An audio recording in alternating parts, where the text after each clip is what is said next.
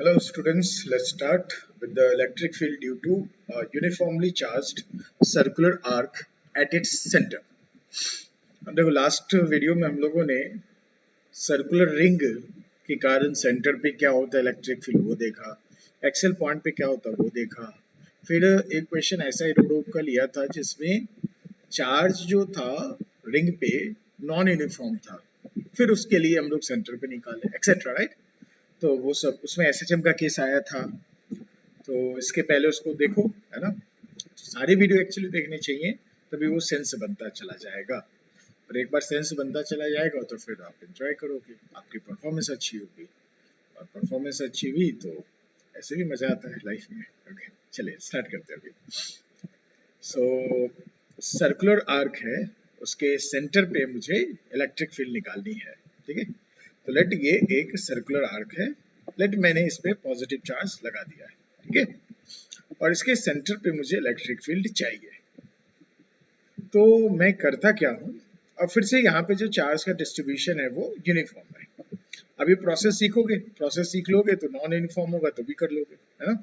इसलिए ये process important है, ऐसा नहीं कि ये क्वेश्चन आएगा, ये प्रोसेस में कहीं ना कहीं फेरबदल करके आईआईटी वाले क्वेश्चन बनाएंगे, ठीक है। तो उस फेरबदल को समझना होगा। तो हम लोग इसमें करना है, पहला काम मैंने क्या किया, एक परपेंडिकुलर बाइसेक्टर ले लिया यहाँ से, ओके। देखो ये आर्क जो है सेंटर पे 5/2 + 5/2 5 एंगल बना रहा है, ये आर्क सेंटर पे कितने एंगल बना रहा है, 5 एंगल बना रहा है। उसके बाद मैंने क्या किया, एक एंगल बाइसेक्टर ड्रॉ कर लिया, है ना, इधर 5/2 इधर एंगल 5/2। अब इस एंगल बाइसेक्टर से थीटा एंगल में क्लॉकवाइज गया, है ना, थीटा एंगल ले लिया, और फिर डी थीटा और ले लिया। पहले थीटा पे गए, एक डॉटेड लाइन बना लिया, फिर डी थीटा और आगे बढ़ गए, फिर एक डॉटेड लाइन बना लिया, और यहाँ पे जो आर्क का जो ये छोटा सा पार्ट है वो हमारा हो जाएगा, ये हो जाएगा हमारा एलिमेंट। पहले इसकी लेंथ देख लो, लिखा हुआ आर डी थीटा, देखो सेंटर पे एक कितनी एंगल सबटेंड कर रहा है, डी थीटा। तो आर्क फॉर्मूला से आप जानते हो आर्क लेंथ क्या होगा, आर डी थीटा, तो इसकी लेंथ पता चल गई। इस पे चार्ज कितना होगा, तो डी क्यू मान लेते हैं, इस पे चार्ज क्या है, डी क्यू है। डी क्यू की वैल्यू क्या होगी, लेमडा इंटू उसकी लेंथ। लेमडा क्या होती है, linear charge density, means charge पर यूनिट लेंथ इंटू लेंथ कर दोगे ऑब्वियसली चार्ज आ जाएगा। तो मैंने इसकी लेंथ यहाँ रख दी, ठीक है। तो इसकी चार्ज मुझे आ गई। अब ये देखो ये लेंथ तो बहुत बहुत छोटा होगा, है ना, तो आप इसको किसकी तरह मान लोगे, पॉइंट चार्ज की तरह मान लो, राइट। ठीक है, ये तो बहुत छोटा, मैंने दिखाने के लिए इतना बड़ा बनाया, ये तो एकदम बिल्कुल पॉइंट जैसा होगा ना, बिल्कुल जैसे थीटा वाले लाइन पे ही है ऐसा होगा, राइट। वो पॉइंट चार्ज दिक्यू। अच्छा, उसके कारण सेंटर पे इलेक्ट्रिक फील्ड निकालने तो क्या करोगे, इसी लाइन के अलॉन्ग, थीटा वाले लाइन के अलॉन्ग बढ़ते जाएंगे बढ़ते जाएंगे बढ़ते जाएंगे, और सेंटर पे निकालना है तो रेडियली आउटवर्ड कर दिया। रेडियली आउटवर्ड क्यों किया, वो पॉजिटिव चार्ज है इसलिए, तो ये डी ऐसा हो गया। अच्छा, ये एंगल थीटा होगी तो ये एंगल थीटा हो जाएगी। डी, अब सोचो हर एक एलिमेंट के लिए आप सोचते तो डी क्या यूनि डायरेक्शनल होता, बिल्कुल नहीं। मान लो इस एंड वाले के लिए इस डॉटेड लाइन के अलोंग होता, इस डॉटेड लाइन के लिए इस डॉटेड लाइन के अलोंग होता, राइट, इस एंड के लिए। तो वो तो मल्टी एक्सेल है, तो वेक्टर जब मल्टी एक्सेल होता है तो डायरेक्ट इंटीग्रेट नहीं करते, है ना। तो क्या करते हैं हम लोग, कंपोनेंट निकाल लेते हैं, ठीक है। और एक एक्स एक्सिस के लॉन्ग कंपोनेंट निकाल लिया, एक वाई एक्सिस के लॉन्ग कंपोनेंट निकाल लिया, और दोनों का इंटीग्रेशन अलग अलग कर दिया।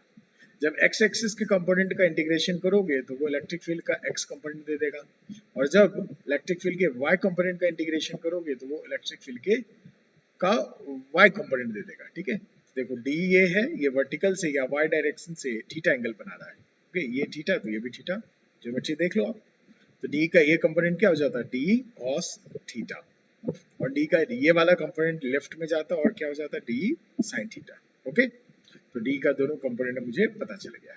अब मैं एक्स कंपोनेंट का अलग इंटीग्रेशन करूंगा तो उससे मुझे क्या आएगा, इसकी एक्स कंपोनेंट आ जाएगी इलेक्ट्रिक फील्ड की, और डी कॉस थीटा का इंटीग्रेशन करूंगा तो क्या आ जाएगा, इलेक्ट्रिक फील्ड का वाई कंपोनेंट आ जाएगा, ठीक है। चलो आगे बढ़ते हैं। पहले ये पॉइंट चार्ज से ये सेंटर कितने डिस्टेंस पे, आर डिस्टेंस पे है, ठीक है।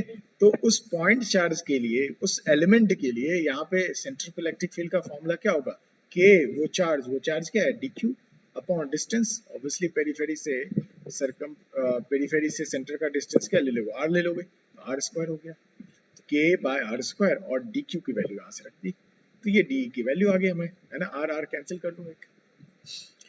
अब ई एक्स निकालना है, ई एक्स क्या होता, integration of D sine theta, E x लिख दिया integration of D sine theta, और लिमिट देखो ध्यान से देखो, ये परपेंडिकुलर बाइसेक्टर से मैंने थीटा क्लॉकवाइज लिया था, तो इससे एंटी क्लॉकवाइज जाओगे तो नेगेटिव एंगल होगा, तो पहला एलिमेंट तो इस एंड पे आएगा, ये वाले लेफ्ट वाले एंड पे आएगा आर्क के, उसके लिए थीटा की वैल्यू क्या होती है -π/2, और लास्ट वाला एलिमेंट कहाँ आता है, यहाँ से सारा एलिमेंट लेते जाओगे लेते जाओगे लेते जाओगे -π/2 से लास्ट वाला एलिमेंट यहाँ आता, इस वाले एलिमेंट के लिए थीटा की वैल्यू क्या हो जाती, +π/2, तो लिमिट लगा दिया -π/2 +π/2, और डी साइन थीटा, डी रख दिया साइन थीटा रख दिया, लिमिट पुट कर दिया, आंसर देख लोगे 0 आ जाएगा आपका, ठीक है, कर लोगे है ना, डी यहाँ से रख दो, साइन थीटा रख दो, और -π/2 से +π/2 पे इंटीग्रेट कर दो, तो आपको डी ई एक्स की वैल्यू 0 आ जाएगी, ठीक है।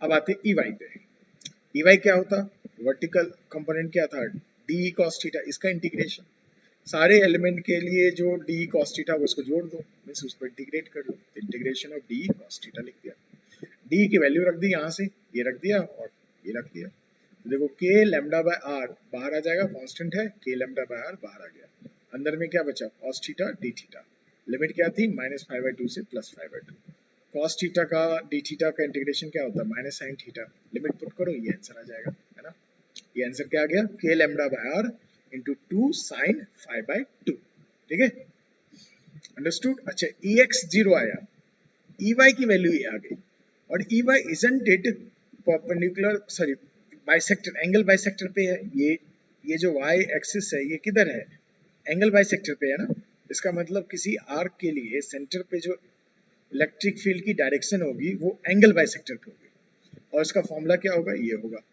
ठीक है, और यहाँ पे फाई क्या है, phi is the angle made by arc on the centre, ठीक है, ये फॉर्मूला हो गया हमारा, तो ये प्रूव कर लेंगे। अच्छा यहीं पे मान लो आपको वेरिएशन देना होता, वो क्या करते, लेमडा जो लेते वो थीटा का फंक्शन ले लेते, तो लेमडा जो जहाँ लिखा है लेमडा जो भी फंक्शन दिया जाता है लेमडा नॉट कॉस थीटा दे देता, तो यहाँ पे लेमडा की जगह लेमडा नॉट कॉस थीटा ले लेते, फिर ई एक्स निकालते, उस केस में जरूरी नहीं कि एक्स 0 ही आता है ना, वो आपसे सॉल्व करना पड़ेगा, इफ लेमडा वेरिएबल ले लिया जाए तो जहाँ भी लेमडा दिख रहा है वहाँ पे वो जो फंक्शन दिया रहेगा वो रख देना और सॉल्व कर लेना, ठीक है, तो ये प्रोसेस इसलिए इंपॉर्टेंट है कि लेमडा थीटा का वेरिएशन इसमें आ सकता है, ओके। अच्छा ये लेमडा होता क्या है, लीनियर चार्ज डेंसिटी, तो लेट इस पूरे आर्क पे क्यू चार्ज है, इस पूरे आर्क पे कितनी चार्ज है, क्यू चार्ज है, तो इसकी लेंथ क्या हो जाती है, आर्क लेंथ क्या हो जाती है, सेंटर पे फाई एंगल बना रहा है, तो आर्क लेंथ क्या हो जाती है, फाई इंटू आर, तो ये लेमडा हो जाता है q upon phi into r, है ना, तो कभी कभी क्यू के टर्म में पूछा जाए तो ये लेमडा यहाँ रख दो, तो क्यू के टर्म में आंसर आ जाएगा आपको। यहाँ पे मैंने दिखाया है, एक आर्क ले लिया, ये सेंटर है, सेंटर के पॉइंट पे सेंटर पे इलेक्ट्रिक फील्ड की डायरेक्शन कैसे ली, देखो मैंने पहले एंगल बाइसेक्ट कर दिया, है ना, बाइसेक्ट कर दिया, ऊपर 5/2 नीचे 5/2, और इलेक्ट्रिक फील्ड जो है इसी एंगल बाइसेक्टर के अलाउंड है, जैसे प्लस चार्ज होता तो अवे होता, माइनस चार्ज होता तो टूवर्ड्स आर्क होता, मतलब लेफ्ट में हो जाता इस केस के अकॉर्डिंग, ठीक है, और यहाँ पे सारा मीनिंग आपको पता होना चाहिए, लेमडा क्या है, आर क्या है, रेडियस है, फाई क्या है, एंगल जो कि ये आर्क सेंटर पे सबटेंड कर रहा है, मान लो कोई मेडिकल वाला बंदा हो तो ये वाला याद कर ले, ये वाला पार्ट है ना, ये ऐसा होता है, ठीक है, ऊपर वाला आप भूल सकते हो, क्योंकि ऊपर वाले का इंपॉर्टेंस आता कब है, जब लेमडा थीटा का फंक्शन दे दे तभी इसका इंपॉर्टेंस है। अच्छा तब तो आपको मेडिकल में तो आएगा नहीं ये क्वेश्चन, है ना, ये थीटा ये वाला तो नहीं आएगा आपको, है ना, तो आप इसको ये स्टेप्स को देख लेना चाहिए, देख लेने के बाद क्या होती है, फीलिंग आती है, और बाद में नोट्स में ये लिख लेंगे, है ना, और इस पे याद रख लेंगे, ओके, हो गया आर्क का, सर्कुलर आर्क का। अब नोट लिख लेते हैं, एक हाफ रिंग, हाफ रिंग में एक सर्कुलर आर्क है, इसके सेंटर पे निकालना है, पहला काम क्या करो, ये पूरा एंगल लिख लिया, पाई है उसको बाइसेक्ट कर दो, लेफ्ट में π/2 राइट में भी π/2, ठीक है। अब इलेक्ट्रिक फील्ड की डायरेक्शन कैसी होती है, इसी एंगल बाइसेक्टर के अलाउंड होती है, अब ये बिकॉज प्लस प्लस चार्ज है तो आउटवर्ड हो जाती है, तो इलेक्ट्रिक फील्ड आउटवर्ड मैंने दिखा दिया, देखो नीचे, और माइनस माइनस चार्ज होता तो मैं ऊपर दिखाता। अच्छा इस इलेक्ट्रिक फील्ड की वैल्यू क्या होगी, तो पहले सोचो फाई की वैल्यू क्या है, फाई की वैल्यू यहाँ पाई है ना, ये आर्क सेंटर पे कितनी एंगल बना रहा है, पाई, तो फाई की जगह मैंने पाई लगा दिया और ये फॉर्मूला में पुट कर दिया, के lambda by r 2 sine phi की जगह पाई रख दो तो ये sine pi by 2, sine pi by 2 क्या होगा 1, तो इसका आंसर क्या होगा 2 के lambda by R. Okay, electric field by half ring at the centre आ गया, बट ये याद रखना कि यहाँ पे यूनिफॉर्म चार्ज डिस्ट्रीब्यूशन है तभी ये फॉर्मूला है, राइट। नॉन यूनिफॉर्म होगा तो बेसिक से जाके सॉल्व करना पड़ेगा। और हिंट क्या है आपको, नॉन यूनिफॉर्म कैसा दिया जाएगा, lambda x a function of theta. Okay, चलिए आगे बढ़ते हैं। अब रिंग का ले लेते हैं, पूरा रिंग है, याद करो इफ यूनिफॉर्म चार्ज डिस्ट्रीब्यूशन होता था रिंग के सेंटर पे इलेक्ट्रिक फील्ड जीरो आती, तो उसका मैंने लॉजिक भी समझाया था पहले पिछले इसके जस्ट पिछले वाले लेक्चर में। तब देखो सेंटर ले लिया, अब इसके लिए सोचो ये पूरा का पूरा रिंग सेंटर पे कितना एंगल सबटेंड करेगा, तो 2 पाई एंगल सबटेंड करेगा, राइट। तो ये फॉर्मूला याद करो, ई का था फाई की जगह 2 पाई रख दो, तो अंदर में क्या बचता, साइन पाई हो जाता है, ये साइन पाई क्या होता है 0, तो इलेक्ट्रिक फील्ड 0 हो जाती है। तो देखो ये यहाँ ये फॉर्मूले से भी इलेक्ट्रिक फील्ड 0 कर दिया रिंग में। सिर्फ याद रखना ये कब पॉसिबल है, कब वैलिड है, जब यूनिफॉर्म चार्ज डिस्ट्रीब्यूशन हो तब। Okay, now my favourite book Irodov, उससे हम लोग क्वेश्चन करते हैं। देखो किसी भी आईआईटी के एंट्रेंस वाले बच्चे को इरोडोव एंड एससीवी तो करना ही चाहिए। अच्छा, इरोडोव के सारे प्रॉब्लम इंपॉर्टेंट नहीं होते, बट इलेक्ट्रोस्टैट के मेजॉरिटी प्रॉब्लम हमारे काम के हैं जो इनसाइट क्रिएट करते हैं। मैं ऐसा नहीं कर रहा हूँ यही आता है, ये इनसाइट क्रिएट करते हैं, राइट। तो इसलिए इसको कर लेते हैं हम लोग, बड़ा आसान सा है। अब देखो in the given arrangement of uniformly charge U shaped wire with a linear charge density lambda, find electric field intensity at point C। अब देखो डायग्राम देख लेते हैं, देखो यू शेप्ड है और ये बहुत बड़ा है, बहुत बड़ा है, बहुत बड़ा है ना, इन्फिनिटी तक जाने वाला है, और इस पे चार्ज प्लस चार्ज है और इसकी लीनियर चार्ज डेंसिटी लैम्डा है। और देखो ये नीचे वाला पार्ट जो है ये सर्कुलर आर्क जैसा है और फिर इसे वायर इन्फिनिटी तक चला रहा है। तो ये सर्कुलर आर्क जो है ये सेमी सर्कल जैसा है ना, हाफ रिंग जैसा, उसके सेंटर को सी बोल दिया गया है और इसी सेंटर सी पे मुझे इलेक्ट्रिक फील्ड निकालनी है।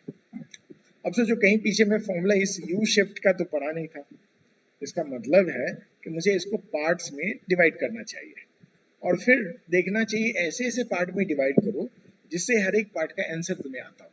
ओके, तो मैंने क्या किया, यहाँ से एक कट कर लिया और यहाँ से एक कट कर लिया, यहाँ से ऊपर का वायर देखो। ओके, इस पॉइंट सी के लिए इजंट इट, ये वायर, ये वन वाला वायर इस डॉटेड इस रेड लाइन से ऊपर वाला वायर सेमी इनफाइनाइट वायर होगा। सी से परपेंडिकुलर ड्रॉ करो, देखो एंड में आ जाएगा सेमी इनफाइनाइट वायर। देखो मैंने डिस्क्राइब किया था आपको रॉड वाले केसेस में, इफ नहीं याद है तो उसको तो रिवाइज कर लो आप। मैंने यहाँ से परपेंडिकुलर ड्रॉ किया, यहाँ आ गया, पॉइंट सी के लिए ये वाला जो पार्ट है, जो फर्स्ट पार्ट है, वो सेमी इनफाइनाइट वायर की तरह ट्रीट किया जाएगा, ठीक है। अच्छा, इस वाले रेड लाइन से इधर वाले राइट वाले रेड लाइन के बीच में जो है वो कैसा हो जाएगा, हाफ रिंग हो जाएगी, है ना।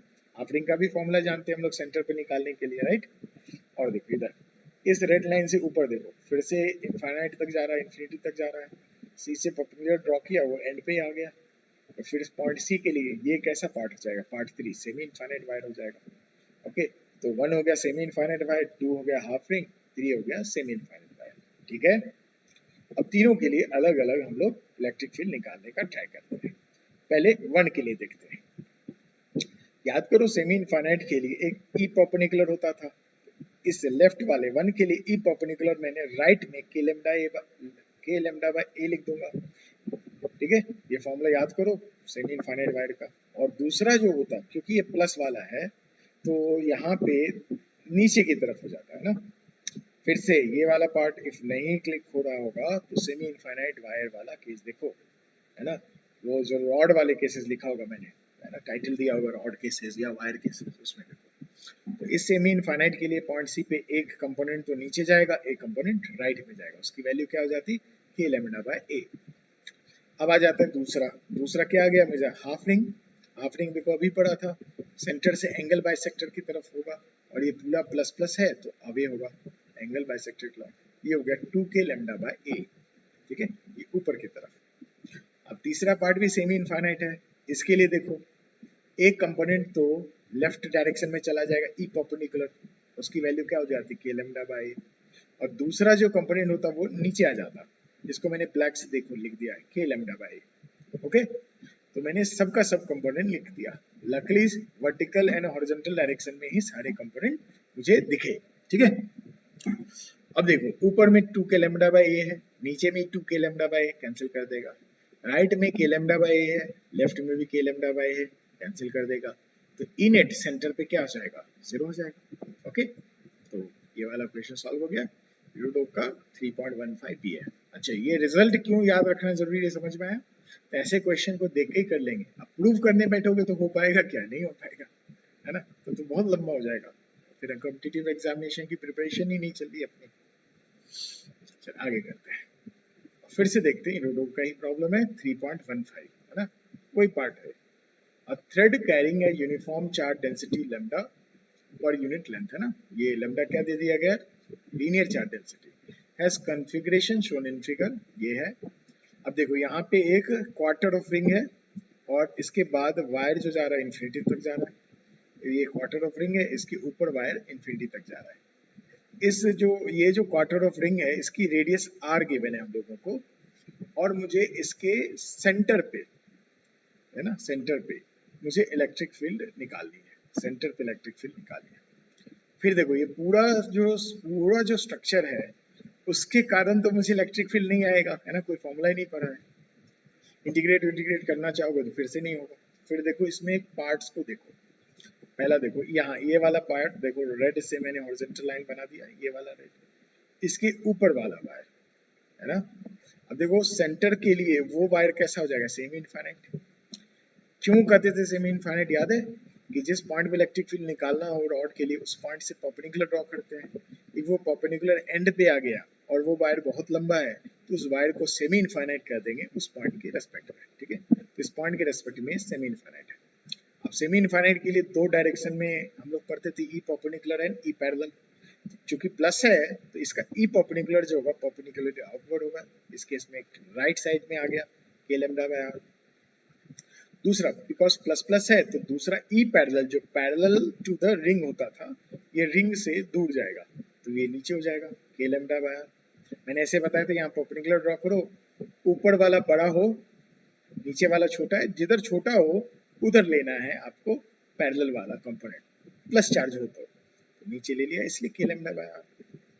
ये दोनों कंपोनेंट हो गए ये वाले सेमी इनफाइनाइट वायर के।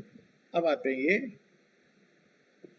1/4 ऑफ आर्क के लिए। ठीक है, तो इसका 90 डिग्री सेंटर पे सबटेंड करता है ना, तो इसके लिए फाई की वैल्यू क्या जाती है, 90 डिग्री।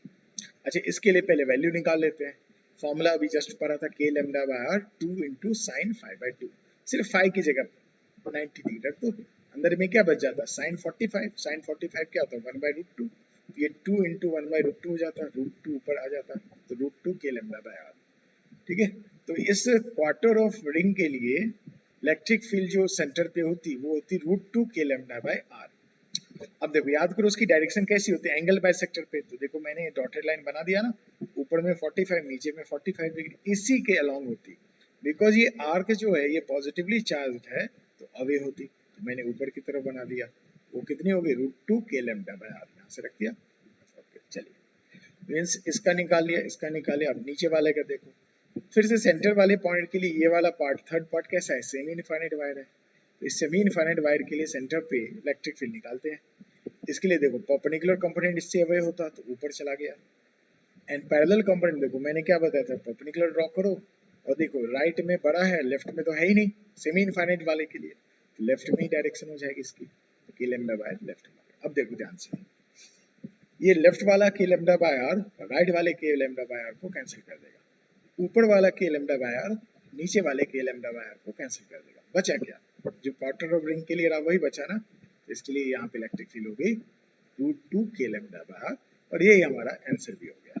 ठीक है, इलेक्ट्रिक फील्ड की डायरेक्शन कैसी होती, इधर होती, ये देखो ऐसा मैंने दिखाया है, और कितनी होती √2 के लैम्डा बाय आर।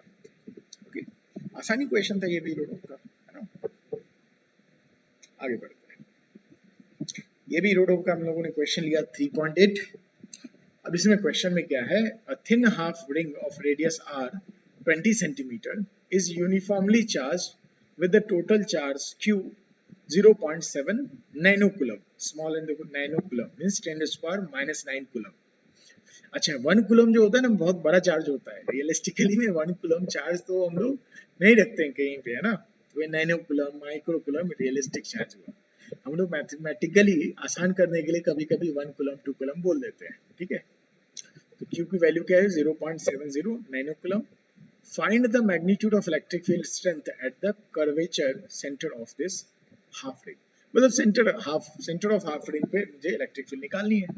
अभी जस्ट याद करो हाफ रिंग का फॉर्मूला क्या आया था 2k लैम्डा बाय आर। अब हमें लैम्डा निकाल देना होगा। लैम्डा क्या होगी हाफ रिंग के लिए चार्ज, उसकी total charge upon half ring की लेंथ क्या होती है पाई आर होती है ना, तो charge upon pi r will be lambda.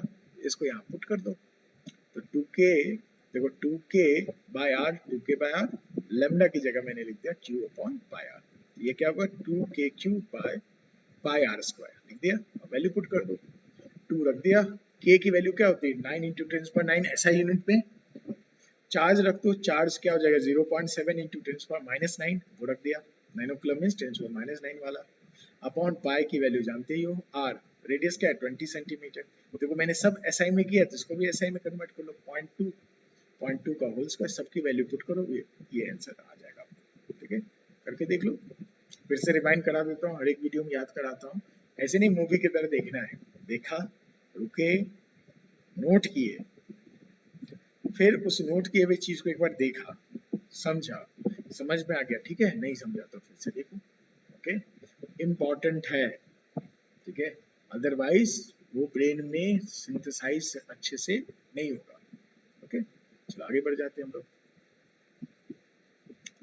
अब आते हैं electric field due to uniformly charged non conducting disc, जिसकी रेडियस r है और कहाँ पे पता करना है एट एक्सिस।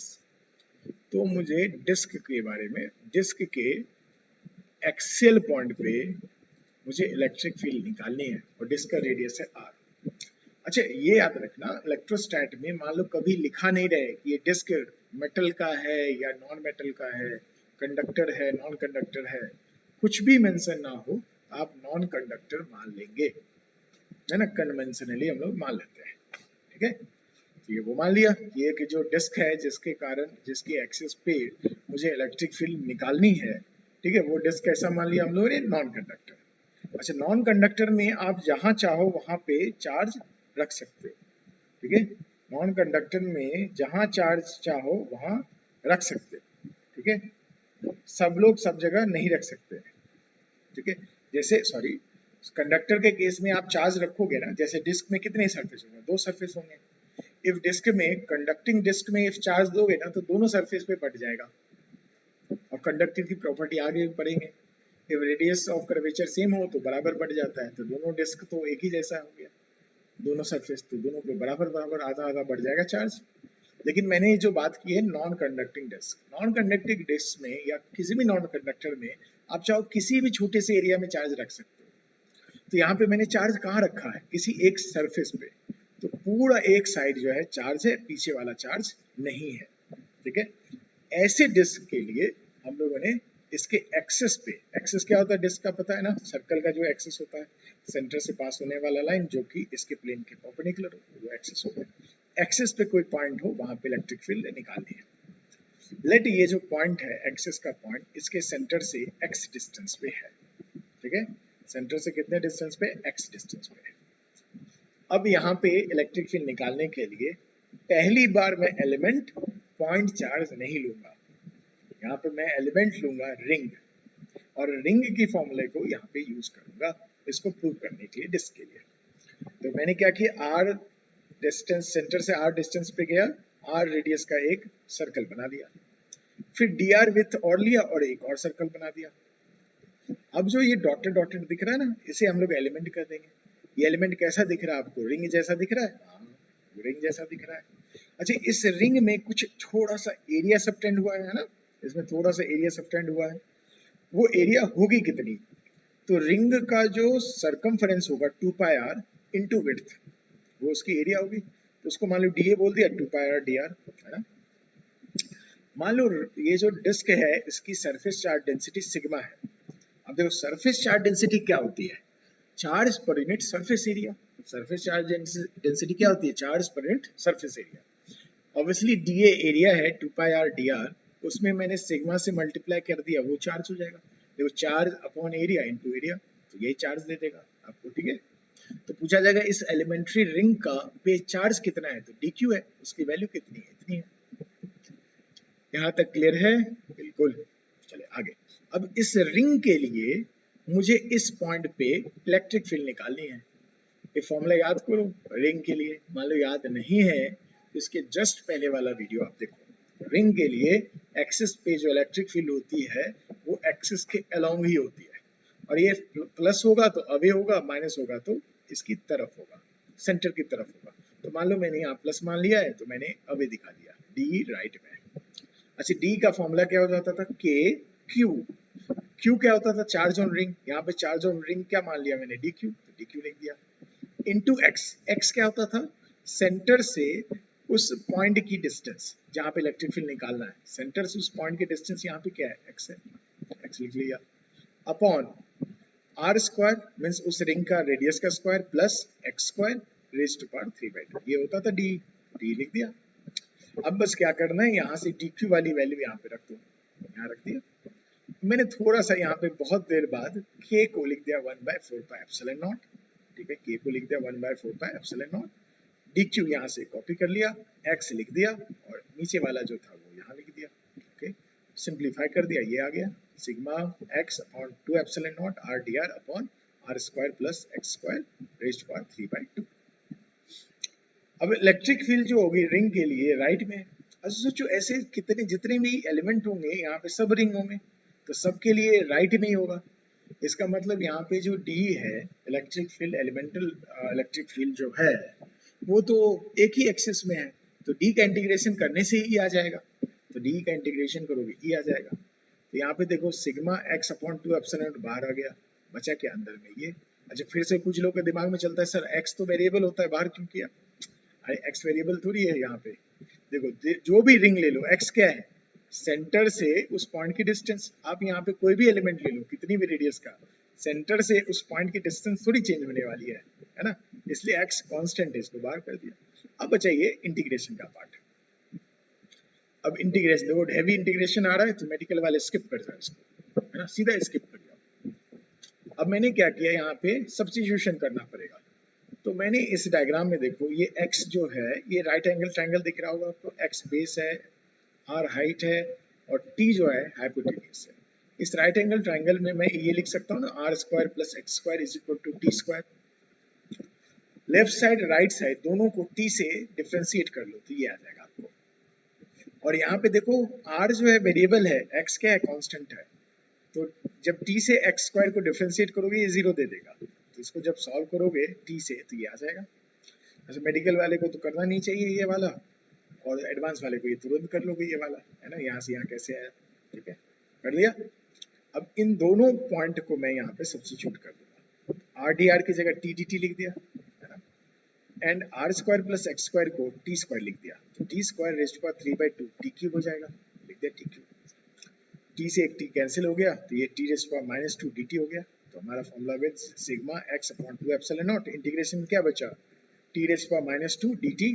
अब t क्या है, अब वेरिएबल कौन है t, t रिप्रेजेंट क्या कर रहा है, इस एलिमेंटल रिंग के पेरिफेरी से उस पॉइंट की डिस्टेंस, एक्सियल पॉइंट की डिस्टेंस t। अच्छा पहला रिंग एलिमेंटल रिंग का बनाते हैं, सेंटर के आसपास बनाते हैं, तो उसके लिए t क्या हो जाता है, x हो जाता है ना। और लास्ट वाला जो रिंग बनता ये जो होता डिस्क की पेरिफेरी पे बनता, और मान लो डिस्क की रेडियस r है तो ये वाला जो पेरिफेरी वाला रिंग होता उसकी रेडियस भी r हो जाती, और सेंटर से इस पॉइंट की डिस्टेंस x हो जाती। उस केस में t क्या हो जाता, root r square plus x square. तो t का देखो lower limit x, upper limit root r square plus x square. Solve कर लोगे, रख लिया, आंसर आ गया। इस आंसर को लिख लिया मैंने कि sigma upon 2 epsilon naught bracket में 1 minus x upon root r square plus x square. Meaning समझ लो। अच्छा बाकी सब जो थे एडवांस वाले जो बच्चे नहीं होंगे उसको याद कर लो। सिग्मा क्या था, surface charge density upon 2 epsilon not जानते हो, 1 माइनस x क्या था, सेंटर से एक्सियल पॉइंट की डिस्टेंस, r क्या था डिस्क की रेडियस, कैपिटल R देखो डिस्क की रेडियस है, रख लिया। अच्छा ये प्रूव हम लोग ने क्यों किया, अभी यही क्वेश्चन डायरेक्ट आ जाए तो ये आंसर याद करना आसान है रादर देन द प्रूविंग। ये प्रूफ क्यों इंपॉर्टेंस है? यहाँ पे वेरिएबल देखो सिग्मा है, तो हो सकता है सिग्मा आपको आर का फंक्शन दे दे, सिग्मा हो सकता है किसका फंक्शन दे दे, आर का फंक्शन दे दे, तो यहाँ सिग्मा की जगह जो फंक्शन दे दे वो रख देंगे।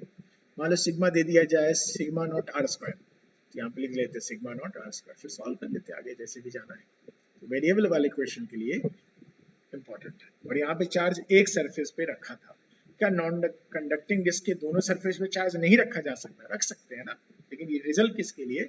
वन सरफेस के लिए। और जब इलेक्ट्रोस्टैट में ये बताया नहीं जाए ये कंडक्टर है या नॉन कंडक्टर, आप कंडक्टर नहीं मानोगे, आप मान लोगे नॉन कंडक्टर, ठीक है। और नॉन कंडक्टर में इस जैसे इस केस में चार्ज नहीं बताया गया तो हम लोग मानेंगे एक सरफेस पे ही चार्ज है, मान लेंगे, ये नहीं भी लिखा रहा तो मान लेना, ठीक है। ये फॉर्मूला आ गया। और डायरेक्शन देखो पॉजिटिव है तो रेडियली आउटवर्ड राइट साइड में आता, इफ नेगेटिव होता तो लेफ्ट में आ जाता, ठीक है। आगे बढ़ते हैं।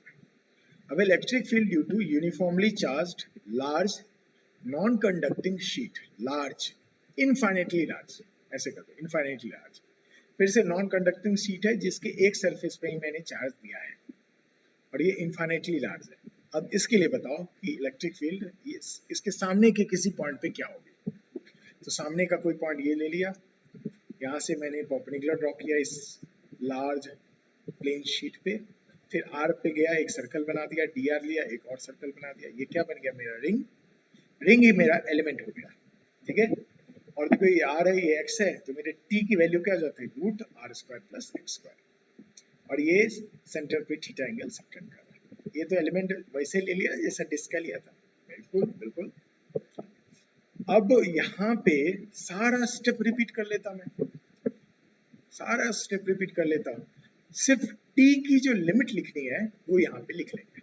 लिख लिया, देखो यहाँ तक आ गया था sigma x upon 2 epsilon naught bracket में -1/t, और लिमिट देख लो यहाँ पे, ये वाला पार्ट आ गया sigma x upon 2 epsilon naught bracket में -1/t, और लिमिट लिखना है बाकी।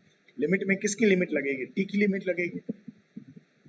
अब टी क्या होता है? पेरिफेरी से इस पॉइंट की डिस्टेंस। अब देखो पहला रिंग कहाँ बनाते हैं? सेंटर पे बना देते, सेंटर के आसपास, तो उसका इस पॉइंट पी पे एक्सेल पॉइंट पी से डिस्टेंस क्या हो जाता है? एक्स, इसकी लोअर लिमिट एक्स लिख लो। और ये इनफाइनाइटली लार्ज है तो इसका टी जो होगा लास्ट वाला एलिमेंट का टी क्या हो जाएगा? इन्फिनिटी हो जाएगी, इन्फिनिटी रख दिया, ये वैल्यू पुट कर दिया, 1/infinity टेंड्स टू 0 लिख दो, ये सॉल्व कर लेंगे, सॉल्व कर लोगे 1/infinity टेंड्स टू 0 करके सॉल्व कर लो, ये आ गया हमारा। यानी इनफाइनेटली लार्ज शीट दिया जाए, नॉन कंडक्टिंग हो, और उसके सामने में कोई भी पॉइंट ले, उसकी इलेक्ट्रिक फील्ड पूछी जाए तो ये होगी। और इम्पोर्टेंट बात क्या दिख रही है? ये इलेक्ट्रिक फील्ड कैसी है? कांस्टेंट है, कांस्टेंट इलेक्ट्रिक फील्ड मीन्स यहाँ पे इलेक्ट्रिक फील्ड डिस्टेंस पे डिपेंड नहीं कर रहा है, ये पॉइंट P इस लार्ज प्लेन शीट से कितनी दूर पे है उस पे यहाँ की इलेक्ट्रिक फील्ड डिपेंड नहीं कर रही है। ऐसा तो पहली बार हमारे साथ हुआ है, ये बहुत ही इंपॉर्टेंट रिजल्ट है। और यहाँ पे चार्ज कितने सरफेस पे था? एक सरफेस पे, ठीक है। सिग्मा क्या है? सरफेस चार्ज डेंसिटी में charge per unit surface area, ठीक है। चलिए आगे बढ़ते हैं। अब एक नोट लिख लिया। अब ये इनफाइनाइट लार्ज शीट का मतलब समझ लो, बहुत सारी जगहों पे ये काम में आ सकता है जब प्योर फिजिक्स देख रहे होगे तो। Actually infinite large sheet is a relative term. It means that point where we need to find electric field is very near to the surface of sheet. जैसे मान लो डिस्क ले लिया जिसकी रेडियस r है और वे पॉइंट P इस disc के axis पे पॉइंट है और वो सेंटर से x डिस्टेंस पे है। मान लो ये x जो है बहुत बहुत छोटा हो जाए, बहुत छोटा हो जाए रेडियस के कंपैरिजन में, मींस ये कहना चाह रहा हूँ पॉइंट P इस सेंटर के बिल्कुल पास में आ जाए, उस पास वाले पॉइंट के लिए यही डिस्क कहलाएगा इनफाइनाइटली लार्ज। जिसमें मैंने एग्जांपल ले लिया एक कि रेडियस मान लो 1 मीटर है और वो जो डिस्टेंस पे पॉइंट है वो 0.01 मिलीमीटर है या इससे भी कम है, तो वो उस पॉइंट के लिए वही डिस्क आर रेडियस वाला डिस्क ही इनफाइनाइट डिस्क माना जाएगा, ठीक है। वही एग्जांपल ले लिया, मान लो ये स्क्वायर शीट ले लिया, इसकी साइड ए ले ली, इससे x डिस्टेंस पे परपेंडिकुलर डिस्टेंस पे एक पॉइंट P है, अब मान लो ए बहुत बड़ा हो, बहुत बड़ा एज कम्पेयर टू बी, या ऐसे समझो ए 1 मीटर का है और x की वैल्यू 0.001 है या 0.01 मिलीमीटर या इससे भी छोटी, ये एग्जांपल दे रहा हूँ, ऐसे नहीं नंबर याद करना होता है ये। मतलब p जो है इस सरफेस के बिल्कुल बिल्कुल बिल्कुल बिल्कुल पास में पहुंच जाए, तो उसी पॉइंट p के लिए ये स्क्वायर सरफेस भी इनफाइनाइट शीट कहलाएगा, एक्सेट्रा, है ना। समझ में है, किसी भी सरफेस के बिल्कुल पास वाले पॉइंट के लिए वो सरफेस कैसा हो जाता है, इनफाइनाइट शीट की तरह काम करता है। ओके, चलो आगे बढ़ते हैं।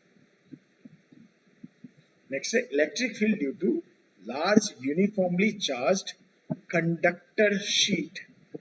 लार्ज लिख दिया मतलब इनफाइनेटली लार्ज, यूनिफॉर्मली चार्ज तो हम ले ही रहे हैं, और ये कैसा है, कंडक्टर है। देखो इसको मैंने क्या ले लिया, कंडक्टर शीट है, इंपॉर्टेंट है। पहला क्या था, नॉन कंडक्टर था। मैंने क्या बताया आपको, कंडक्टर में जैसे ही चार्ज दोगे, अब मान लो कंडक्टर स्फीयर है, पूरा सॉलिड स्फीयर है, चार्ज उसके सेंटर पे दे दो, उठ के सरफेस आ जाएगा। In case of conductor charge always resides on the surface, ऐसे याद कर लो। In case of isolated conductor, आसपास कोई नहीं है, तो चार्ज कहाँ रहेगा, सरफेस पे ही रहेगा, ठीक है। ऐसा क्यों होता है कि चार्ज जो होता है वहां पे वो तो फ्री होता है, चार्ज मेटल के केस में मूव कर सकता है। तो मान लो कहीं पे भी आपने -5 कूलम -5 कूलम चार्ज दे दिया, सारे -5 कूलम का जो इलेक्ट्रॉन होगा आपस में रिपील करेगा और मैक्सिमम पॉसिबल डिस्टेंस पे रहना चाहेगा, तो कहाँ रहेगा, सरफेस पे आ जाएगा, ठीक है। और इफ कंडक्टर शीट लोगे तो यहाँ पे चार्ज जो होगा दोनों सरफेस पे इक्वली डिवाइड हो जाएगा या यूनिफॉर्मली डिस्ट्रीब्यूटेड हो जाएगा। इसका मतलब क्या हुआ, दोनों सरफेस की जो सिग्मा होगी वो सेम होगी, दोनों सरफेस की सिग्मा जो होगी वो सेम होगी। ओके, चलिए बढ़िया। अब मान लेते हैं कि surface charge density of each surface is sigma. Okay, उसमें केस 1 लेते हैं। केस 1 जो हम लोगों ने लिया है वो लिया है आउटसाइड पॉइंट, इसका मतलब है उस इनफाइनाइटली लार्ज कंडक्टिंग शीट के बाहर का पॉइंट। तो मान लो एक राइट साइड में पॉइंट लेके देखते हैं, एक लेफ्ट साइड में पॉइंट लेके देखते हैं, तो राइट वाले पॉइंट पे देखो। तो मेरे लिए कैसा हो गया, दो सरफेस हो गए ना, एक सरफेस इसका, ये सरफेस लेफ्ट वाला। एक सरफेस के लिए तो answer sigma by 2 epsilon not होता है, तो वही यूज कर लो डायरेक्ट। तो ये वाले राइट वाले सरफेस के लिए यहाँ पे sigma by 2 epsilon not right में हो जाता है। ये वाला भी प्लस है, इसके लिए भी बाहर ही होता, तो इसके लिए भी राइट में ही आंसर आ जाता। इन दोनों को ऐड करते तो क्या आ जाता है, सिग्मा बाय एप्सिलॉन नॉट, और कैसा है, राइट में।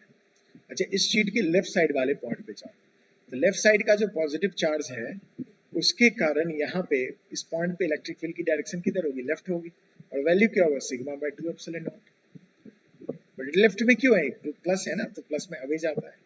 अच्छा, ये भी प्लस है, इसके कारण भी इस पॉइंट पे लेफ्ट में ही जाएगा, अवे जाएगा, इसकी तरफ नहीं होगा, इसकी तरफ नहीं जाएगा, अवे जाएगा, और उसकी भी वैल्यू क्या होगी, सिग्मा बाय 2 एप्सिलॉन नॉट। मतलब इसके जस्ट पीछे वाला रिजल्ट यूज कर लिया, वन सरफेस वाला, तो इधर भी क्या गया, सिग्मा बाय एप्सिलॉन नॉट। इसका मतलब कंडक्टिंग लार्ज शीट के सामने या बाहर के पॉइंट के लिए इलेक्ट्रिक फील्ड की वैल्यू होती है sigma by epsilon not. Okay, अब इस शीट के अंदर के पॉइंट पे हम लोग इलेक्ट्रिक फील्ड निकालने का ट्राई करते हैं, ठीक है। अंदर के पॉइंट पे तो निकाल लेते हैं। तो ये शीट ले लिया, अंदर का पॉइंट ले लो। अब देखो इसमें राइट में एक पॉजिटिव चार्ज है, शीट है, और इस राइट वाले के लिए इस अंदर के पॉइंट पे इलेक्ट्रिक फील्ड किधर होती है, लेफ्ट होती है, इससे दूर लेफ्ट जाता है, और कितनी वैल्यू हो जाती है, सिग्मा बाय 2 एप्सिलॉन नॉट। अच्छा, लेफ्ट वाले सरफेस के लिए ये पॉइंट, अंदर के पॉइंट पे इलेक्ट्रिक फील्ड की डायरेक्शन किधर होती है, राइट होती है, और उसकी वैल्यू क्या होता है, सिग्मा बाय 2 एप्सिलॉन, दोनों मिलके कैंसिल कर दिया, तो अंदर में इलेक्ट्रिक फील्ड कितनी है, 0। तो याद कर लेंगे, इफ कंडक्टिंग सरफेस हो उसके अंदर के पॉइंट पे इलेक्ट्रिक फील्ड 0 होती है। बाद में देखेंगे मेटल की प्रॉपर्टीज में, आगे चल के आएगा इसी चैप्टर में, देखेंगे कंडक्टर जो होता है उसकी मटेरियल में कभी भी इलेक्ट्रिक फील्ड 0 ही होता है, बाद में देखेंगे। अभी तो हम लोगों ने एक केस लेके प्रूव भी कर दिया, हाँ है यहाँ। ओके, तो आई गेस सेकंड केस भी समझ में, अंदर में 0 और बाहर में sigma by epsilon not conductor seat के लिए। नॉन कंडक्टर के लिए बाहर में क्या था, sigma by 2 epsilon not. Okay, चलिए नेक्स्ट आते हैं, electric field at the centre of a uniformly charged hemispherical cup.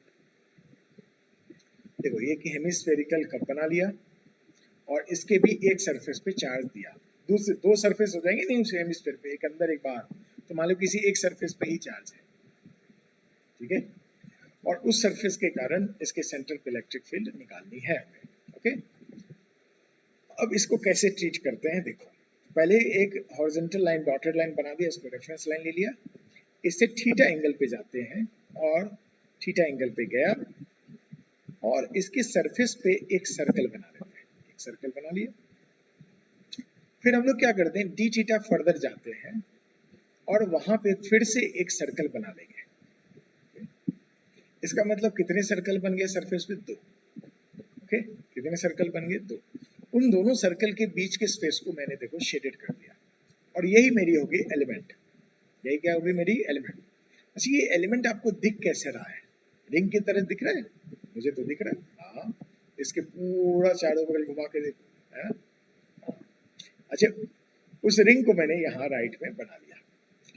अब देखो यहाँ से सेंटर से पेरिफेरी आर है और ये एंगल थीटा है, ये एंगल थीटा है तो ये एंगल थीटा हो जाती है, ये एंगल थीटा, ये डी थीटा को भूल जाओ, बहुत थोड़ा होता है, ये एंगल थीटा है, ये आर है, ये डी थीटा है, तो ये क्या हो जाती है आर कॉस थीटा, और ये क्या हो जाता है आर साइन थीटा।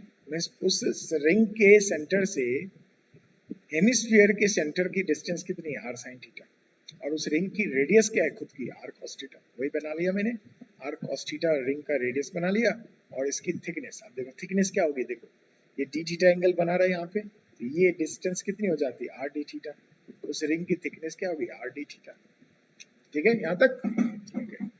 अब इस रिंग ने एक सरफेस अपने आप में रखा हुआ है, एक सरफेस है इसके पास, इसकी सरफेस एरिया निकालते हैं, वो क्या होगी सरकमफेरेंस इनटू विड्थ, याद रखें, है ना, इस तरह के एलिमेंटल रिंग आ जाए उसकी एरिया निकालनी हो तो आप क्या करोगे हमेशा सरकमफेरेंस इनटू विड्थ, जो भी शेडेड पार्ट का है, इसकी सरकमफेरेंस, इसकी रेडियस क्या है आर कॉस थीटा, सरकमफेरेंस क्या हो जाती है 2 pi R cos theta into width, width कितनी है आर डी थीटा लिख दिया, ये क्या होगा 2 pi R square cos theta D theta, ये इसकी एरिया हो गई।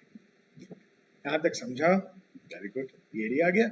और मान लेते हैं यहाँ पे सिग्मा दिया हुआ है, यहाँ पे भी चार्ज देखो किस पे, सरफेस पे फैला हुआ है ना, तो यहाँ पे हमेशा हम लोग सरफेस चार्ज डेंसिटी की बात करेंगे, जिसको मैं सिग्मा से डिनोट कर रहा हूँ। तो यहाँ पे पूछा जाए इस एलिमेंटल रिंग में कितनी चार्ज है, इसको मैंने dq से रिप्रेजेंट कर दिया, is equal to sigma, sigma क्या होता है सरफेस चार्ज डेंसिटी में सरफेस पर unit area into area, ring के एरिया से मल्टीप्लाई कर दिया, ये सिग्मा इनटू ये एरिया लिख दिया यहाँ पे।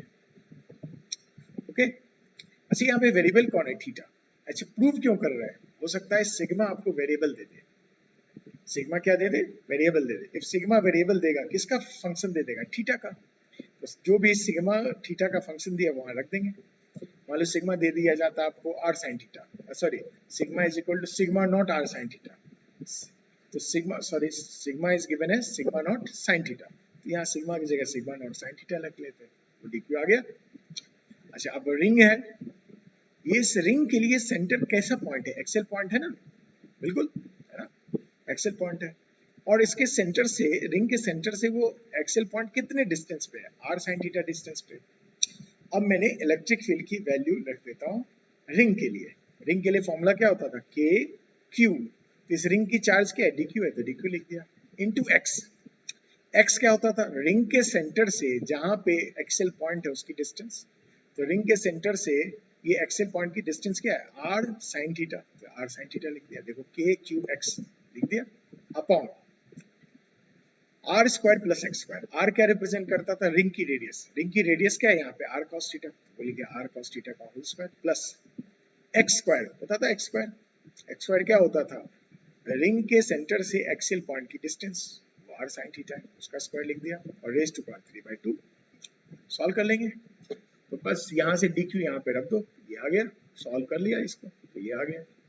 बस यहाँ पे थोड़ा मैं क्या करता हूँ k को 1/4 पाई एप्सिलॉन नॉट लिख लेता हूँ, बाकी सब रिपीट कर लेता हूँ, रिपीट कर लिया, 2 पाई से ये 4 पाई कैंसिल होता है, ये आ गया, साइन थीटा कॉस थीटा को लिख सकते हैं साइन 2 थीटा बाई 2, ये क्या हो जाता है sigma by 4 epsilon naught sine 2 theta into d theta, है ना। अब देखो जो भी आप यहाँ पे एलिमेंटल रिंग लो, सबके लिए इलेक्ट्रिक फील्ड नीचे ही आएगी, एक्स से लिए आउटवर्ड होगा, है ना। तो एक्सियली आउटवर्ड होता तो यहाँ पे सब नीचे आ जाता, यानी सारे एलिमेंट के लिए डी एक ही डायरेक्शन में है, तो यहाँ पे डी का इंटीग्रेशन आपको ई दे देगा। मैं तो प्रिसाइज कर रहा हूँ, कहीं कहीं डी cos थीटा को मैं ई लिखता था, है ना, इसका ध्यान रखना। यहाँ डी का इंटीग्रेशन ही ई हो जाएगा। तो मैंने देखो कि सिग्मा बाय 4 एप्सिलॉन नॉट बाहर आ जाता है, ये देखो सिग्मा बाय 4 एप्सिलॉन नॉट बाहर आ जाता है, कांस्टेंट है, अंदर में एक बचता sin 2 थीटा डी थीटा। अब लिमिट देखते हैं। रेफरेंस लाइन कौन सा लिया था, ये राइट वाला लाइन है ना, हॉरिजॉन्टल लाइन। यहाँ से पहला एलिमेंट, पहला रिंग क्या बनता, थीटा इज इक्वल टू 0 पे बनता, और लास्ट वाला रिंग कहाँ बनता, theta is equal to pi by 2 पे बनता। ठीक है, समझ रहे हो, सारा रिंग बनाते जाओ बनाते जाओ बनाते जाओ, theta by theta is equal to 0 पे रिंग बनाओ, और theta is equal to pi पे रिंग बनाओ, पाई बाय 2 पे बनाओ, तो सारा सरफेस कवर हो जाएगा। तो इसकी lower limit 0, upper limit pi by 2, solve कर लोगे, सॉल्व कर लेंगे तो आ जाएगा ये ई की value sigma by 4 epsilon not.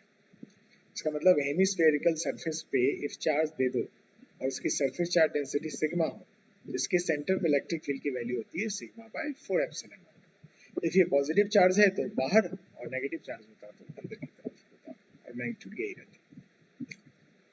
देखो बड़ा क्वेश्चन है, इसका भी इंपॉर्टेंस कहाँ है, सिग्मा इफ थीटा का फंक्शन दे दे तभी इस प्रूफ का इंपॉर्टेंस है, राइट।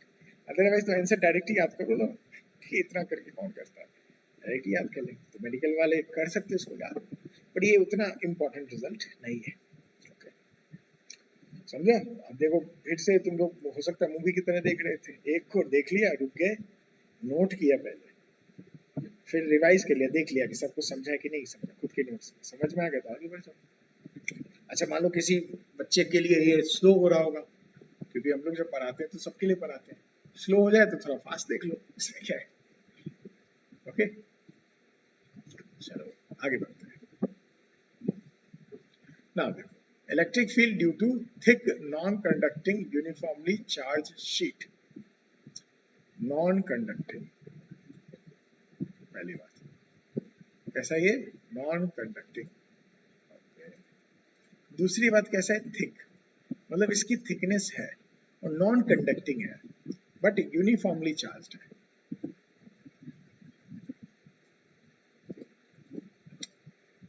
अब इसके लिए मुझे इलेक्ट्रिक फील्ड निकालनी है। पहले देखो, thick non conducting uniformly charge sheet जो है, यहाँ पे मैंने चार्ज जो दिया है पूरे वॉल्यूम में दे दिया, मतलब अंदर में पूरा पूरा चार्ज है। आप जानते हो नॉन कंडक्टर में चार्ज जहां रखना चाहो वहां रख सकते हो, तो मैंने पूरे वॉल्यूम में चार्ज रख दिया।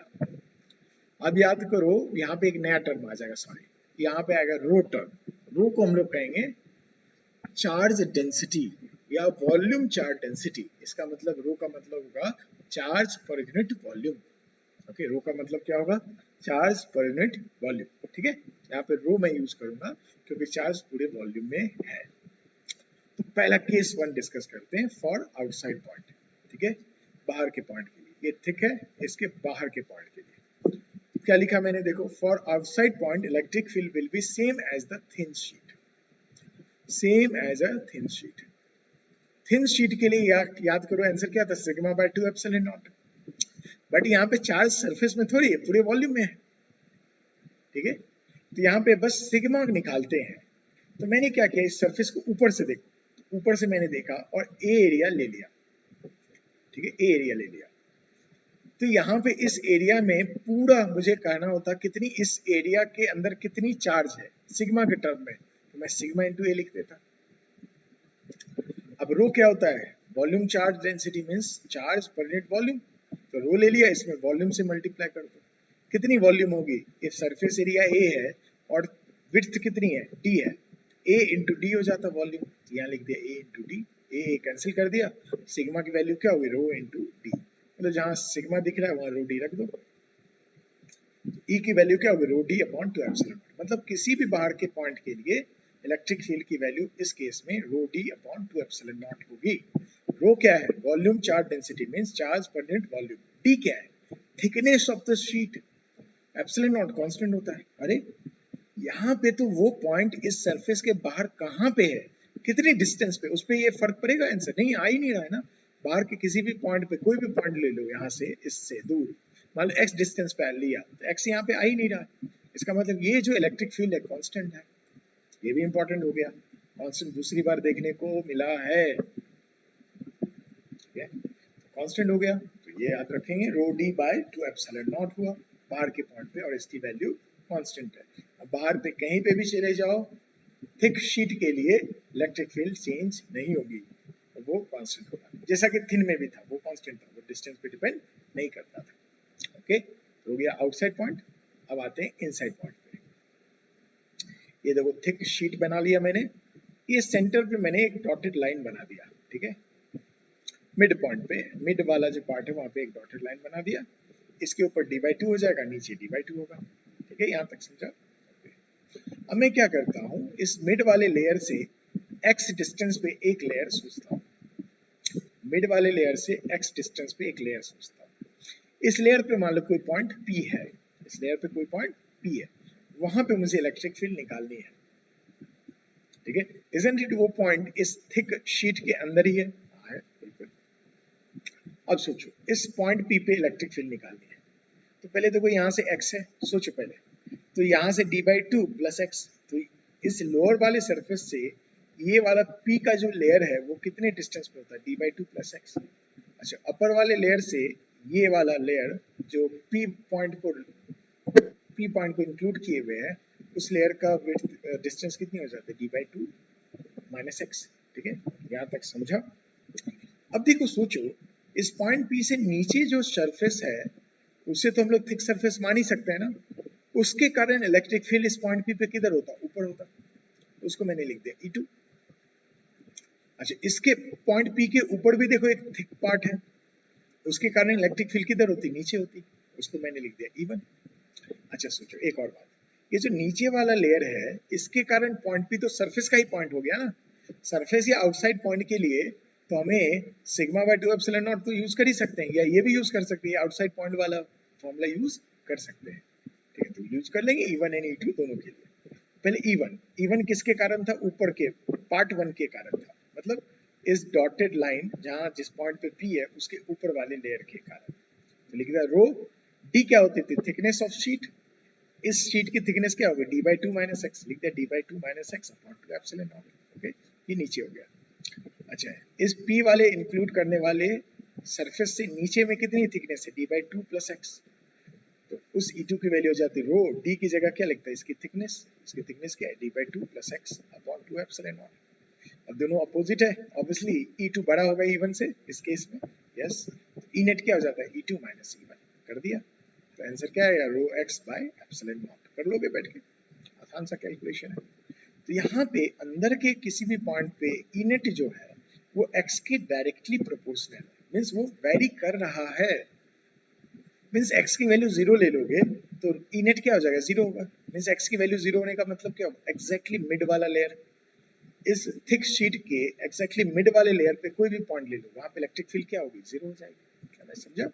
अच्छा, सरफेस वाला ले लो, अच्छा इसके सरफेस के किसी भी पॉइंट के लिए x की वैल्यू क्या हो जाती है, d हो जाती है, यहाँ पे d लिखते हैं, रो d बाय एप्सिलॉन नॉट।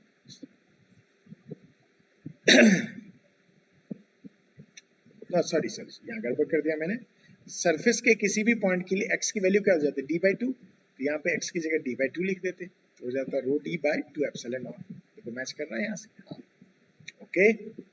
अब ग्राफ बना लेते हैं, यहाँ पे y एक्सिस पे इलेक्ट्रिक फील्ड जो अंदर के पॉइंट पे है वो है, मैंने वेक्टर निकाला, मतलब मैं डायरेक्शन को भी इंक्लूड करूंगा, और यहाँ पे x एक्सिस है, x एक्सिस पे x रख दिया, x क्या रिप्रेजेंट कर रहा है, distance of the point from the mid layer, distance of the point from the mid layer, ऊपर को पॉजिटिव मान लिया, नीचे को नेगेटिव मान लिया, ठीक है। अब याद करो अंदर के पॉइंट में ये डायरेक्टली प्रोपोर्शनल है तो स्ट्रेट लाइन बनता, और जैसे d/2 डिस्टेंस पे जाते हैं x की वैल्यू जैसे ही d/2 होती है, x की वैल्यू जैसे ही d/2 होती है बाहर के सरफेस पे आ जाते हैं, तो x की वैल्यू d/2 होती है तो क्या होती है, रो d/2 एप्सिलॉन नॉट, लिख दिया, d/2 पे इसकी वैल्यू क्या है, रो d/2 एप्सिलॉन नॉट, और बाहर में तो इलेक्ट्रिक फील्ड तो चेंज ही नहीं होती, यही रहती है ना, रो d/2 एप्सिलॉन, तो बाहर में वही रख दिया, राइट। तो ऊपर वाली डायरेक्शन को मैंने पॉजिटिव मान लिया, वैसे इस मिड लेयर से नीचे जाओगे तो इलेक्ट्रिक फील्ड नीचे आ जाएगी, और मैग्नीट्यूड एक्सेट्रा यही रहेगा, जब तक नीचे आओगे, एकदम नीचे आ जाओगे नीचे वाले लेयर तक, तो x की वैल्यू उसके लिए क्या होगी, माइनस d/2, तो माइनस d/2 पे इलेक्ट्रिक फील्ड की वैल्यू क्या हो जाती है, रो d/2 एप्सिलॉन और मैग्नीट्यूड है, और डायरेक्शन नीचे है तो मैंने माइनस लिख दिया, minus rho d upon 2 epsilon naught यहाँ पे, और जैसे उस लेयर के नीचे चले जाओगे तो बाहर आ गया, बाहर में इलेक्ट्रिक फील्ड चेंज होगी नहीं, तो मैंने हॉरिजॉन्टल लाइन बना दिया। ओके, ये ग्राफ समझ में आया? अच्छा, इसी ग्राफ में मैं इलेक्ट्रिक फील्ड इनसाइड का मैग्नीट्यूड लिख देता, तो ये जो y एक्सिस के लेफ्ट साइड में डायग्राम है उसको आप ऊपर बना देते हैं, मतलब ऐसे ऐसे बना देते हैं, तो वो मैग्नीट्यूड हो जाता है। आप जानते हैं किसी भी वेक्टर का मैग्नीट्यूड नेगेटिव नहीं होता, तो आप नीचे नहीं बना सकते ना नेगेटिव वाला पार्ट। नेगेटिव वाला पार्ट क्या दिखा रहा है? डायरेक्शन को दिखा रहा है। ओके, एक थिक शीट के सारे केसेस को ध्यान से देखो, समझो और राइट लिख लो, ठीक है? एग्जांपल चलते हैं। An infinite long non-conducting plane of surface charge density sigma has circular hole of certain radius. Okay? एक infinite large sheet है, नॉन कंडक्टिंग है, मान लो नहीं भी लिखता था, नॉन कंडक्टिंग मान लेते, इसमें एक होल बना दिया, उसकी रेडियस r है, और इस सरफेस पे जो सरफेस चार्ज डेंसिटी है वो सिग्मा है। ये रेडियस नोन नहीं है, है ना? अब लिखो, the electric field at a point which is at a distance a from centre of the circular, तो इस सर्कल के सेंटर से a डिस्टेंस पे एक पॉइंट P है along the axis of circle, है ना? वहां पे इलेक्ट्रिक फील्ड की वैल्यू दी हुई है आपको, ये वहां पे इलेक्ट्रिक फील्ड की वैल्यू दी हुई है आपको, sigma upon 2√2 epsilon naught, sigma upon 2√2 epsilon naught, यहाँ पे इलेक्ट्रिक फील्ड की वैल्यू दी हुई है। अब उन्होंने पूछा है find the radius of the hole, मतलब r की वैल्यू पूछी है, ठीक है? यहाँ पे इलेक्ट्रिक फील्ड की वैल्यू गिवन है और आपको रेडियस ऑफ होल पता करना है। अब देखो, कैविटी प्रॉब्लम हर एक चैप्टर में आ ही जा रहा है। ये स्टार्ट हुआ था पहली बार कैविटी प्रॉब्लम हम लोगों का सेंट्रल मास से, ठीक है? और हर एक जगह सोचने का तरीका एग्जैक्टली सेम होता था। रोटेशन में आया था, मोमेंट ऑफ इनर्शिया में, ग्रेविटेशन में आए कैविटी के प्रॉब्लम, सब जगह एक ही तरह सोचते हैं। तो कैसे सोचते हैं? पहले मान लेते कैविटी नहीं है, ये पूरा लार्ज शीट है, उसके कारण पॉइंट पी पे इलेक्ट्रिक फील्ड क्या होती है? सिग्मा बाय 2 एप्सिलॉन नॉट, वो तो डिस्टेंस पे डिपेंड ही नहीं करती, वो कर लिया। फिर मान लेते हैं कि ये डिस्क है, इसमें चार्ज है, तो सिर्फ इस डिस्क के लिए इस पॉइंट पी पे इलेक्ट्रिक फील्ड कैसी होती है? ये फॉर्मूला याद करो, ये याद है आपको? Sigma by 2 epsilon naught bracket में 1 माइनस एक्स लिखता था, एक्स एक्सियल पॉइंट की डिस्टेंस होती थी सेंटर पे, यहाँ पे डिस्टेंस मैंने ए लिया तो ए ले लिया, upon a square plus r square raised to power half. देखो डिस्क का रिजल्ट याद रहेगा तो ये जल्दी सॉल्व होगा। ओके, ये लिख दिया। अब याद करो, पूरे लार्ज शीट के लिए यहाँ पे कैविटी नहीं होता, तो पूरे लार्ज शीट के लिए पॉइंट पे इलेक्ट्रिक फील्ड राइट में होती। अच्छा, ये डिस्क, सिर्फ डिस्क के लिए सोचो, यहाँ पे भी इलेक्ट्रिक फील्ड राइट में होती। अब मान लो इस होल वाले इनफाइनाइट लार्ज शीट का निकालना है, तो क्या करोगे? E1 माइनस E2 कर दो, मतलब पूरे में है, पूरे में चार्ज है, उसमें डिस्क वाले चार्ज के कारण जो इलेक्ट्रिक फील्ड है उसको माइनस कर दो, E1 माइनस E2 आपको आंसर दे देगा। कर दिया, ये आ गए। अब ये ई नेट की वैल्यू पॉइंट पी पे आ गई, और उसको मैंने ये जो गिवन है उससे इक्वेट कर दिया, यहाँ से कटवट किया, ए की वैल्यू आ गई, ए की वैल्यू सॉरी आर की वैल्यू आ गई एक एक पर, इस क्वेश्चन में आर की वैल्यू ए आ गई, यही हमारा आंसर हो गया। ओके, समझा? कैविटी के प्रॉब्लम में क्या, मान लो पूरे में भरा हुआ है उसके कारण निकाल लो, फिर जो कैविटी है, जितने पार्ट में कैविटी है उसमें भर दो चार्ज, उसके कारण निकाल लो, और बड़े वाले में से छोटे वाले को माइनस कर दो, वही आपको वहां की इलेक्ट्रिक फील्ड दे देती है। तो जानबूझ के मैंने ये कैविटी वाले प्रॉब्लम को यहाँ से फिर से डिस्कस किया। ओके, चलिए वैसे अब नेक्स्ट एग्जांपल लेते हैं। इसमें क्या लिखा है? An infinite plane of positive charge has infinite plane, मतलब लार्ज शीट, और कुछ लिखा है मेटल नॉन मेटल, नहीं लिखा है, तो क्या मान लेंगे? Non metal. और क्या मान लेंगे? कितने सरफेस पे चार्ज है? एक सरफेस पे चार्ज है, और positive charge has a surface charge density sigma, है ना? A ball of mass m and a charge q is attached to a thread and tied to a point A on the sheet. Find the angle theta if ball is in equilibrium. कहा क्या रहा है? क्योंकि ये infinite large sheet है ना? अब मैंने इसको तो एक लाइन से ड्रॉ किया है, लेकिन इनफाइनाइट लार्ज शीट क्या होता है आप समझते होगे? मतलब समझो इस स्क्रीन के अंदर में एकदम जा रहा है और बाहर में आ रहा है ना? ठीक है, वो है शीट। तो वो इनफाइनाइट लार्ज शीट है, लाइन नहीं मान लेना, है ना? इनफाइनाइट वायर मत मान लेना। यहाँ से स्ट्रिंग से एक मास, एक पार्टिकल है जिसका मास m है, चार्ज q है, वो यहाँ पे इक्विलिब्रियम में है। और इस सरफेस से ये जो स्ट्रिंग है थीटा एंगल बना रही है और यही थीटा हम लोगों को निकालना है। ठीक है, चलो अब देखते हैं इस ये बॉल जो है ये तो इक्विलिब्रियम में है, इसमें देखते हैं कौन कौन से फोर्स लग रहे हैं। एक तो mg नीचे, टेंशन अलोंग द स्ट्रिंग ऐसे लगेगा, पुल करता है ना स्ट्रिंग, तो राइट में लगा लिया अलोंग द स्ट्रिंग। अब ये चार्ज खुद पॉजिटिव है, ये पॉजिटिव इनफाइनाइट शीट के कारण इलेक्ट्रिक फील्ड इस पॉइंट पे किधर होती, लेफ्ट में होती, और चार्ज पॉजिटिव है। याद करो F is equal to Q ही, तो पहले मैग्नीट्यूड सोच लो, F is equal to Q इसकी चार्ज इनटू यहाँ पे electric field. Infinite large sheet के लिए इलेक्ट्रिक फील्ड क्या होता था, सिग्मा बाय 2 एप्सिलॉन।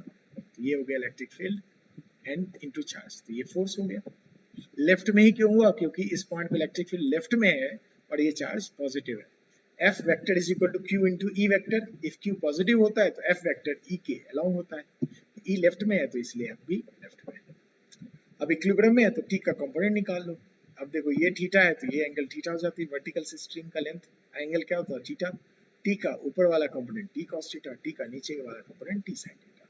अब इक्विलिब्रियम में है तो हॉरिजॉन्टल डायरेक्शन में नेट फोर्स 0 होगा तो T sin theta is equal to ये लिख दिया, और ऊपर वाले में भी T cos theta is equal to mg लिख लेते, डिवाइड करते tan थीटा आ जाता, थीटा की वैल्यू लिख लेते, tan inverse of this, solve हो गया। ओके, तो ऐसे छोटे छोटे हम लोगों को एप्लीकेशंस आते रहेंगे, तो फॉर्मूला याद रहेगा तभी ये एप्लीकेशन आप सॉल्व करोगे। अभी बैठ के इस फॉर्मूला निकालने बैठोगे तो आप एक्चुअली एंट्रेंस एग्जामिनेशन की प्रिपरेशन नहीं कर रहे हो। एंट्रेंस एग्जामिनेशन में दूसरे को पीछे छोड़ना है, आपको कैसे छोड़ सकते हो, तो आप टाइम सेव कर दो, है ना।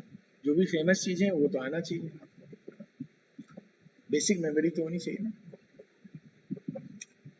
लास्ट में इंपॉर्टेंट बात, कभी कभी मैं बोल दे रहा हूँ, है ना, शेयर कीजिए एटलीस्ट फ्रेंड्स के साथ ताकि लोगों के पास पहुंचे ये, है ना, और सबको फायदा पहुंचे। ओके, और जितना ज्यादा आप नॉलेज को बांटेंगे आपका नॉलेज बढ़ता है। कॉम्पिटिटिवनेस ऐसा नहीं होता है कि आपने किसी को कुछ बता दिया तो आपका नॉलेज कम हो जाएगा या आपका सामने वाला आपसे आगे बढ़ जाएगा, ऐसा नहीं होता है। ठीक है, जब दो बच्चे मिलके पढ़ते हैं तो ऐसा देखा जाता है कि आईआईटी में उसकी रैंक बढ़ जाती है, नीट में उसकी रैंक बढ़ जाती है, आपस में कुछ भी आगे पीछे हो जाए।